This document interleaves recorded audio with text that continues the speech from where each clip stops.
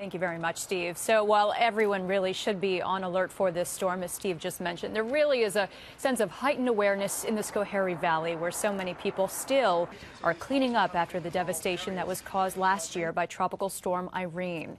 Something hopefully, though, that will alleviate fear in that area is a plan that's now in the works to lower the water levels in the Gilboa Dam before the storm hits next week. Jennifer Lukey has the story tonight from Schoharie.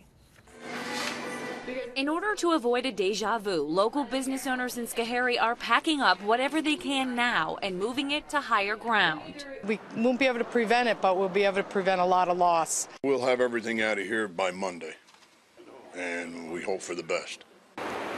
They are all too familiar with how quickly devastation can hit.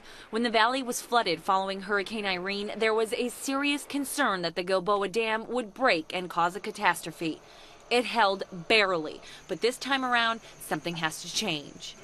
The big concern that we have right now is to monitor the rainfall in this 300 square mile rain basin of the Schoharie Creek, because that's where the flooding begins. We're here today because there's another event.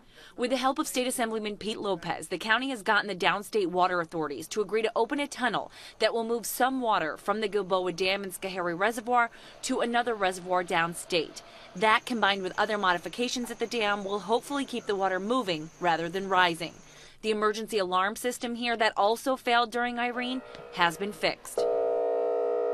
The alarm systems and sirens have been raised, so they're not going to be in an area where they're going to be shorted out by water coming down through. So now the focus of these meetings, which will happen all weekend, turns to getting everything else in order.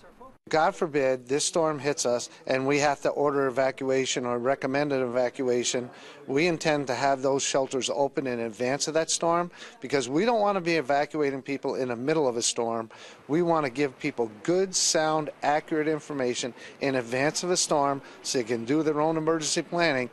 Planning John's been doing for a few days now. We really want to stay here, but if this is going to continue, no. We might as well move to higher ground. In Schoharie, Jennifer Lukey, CBS6 News.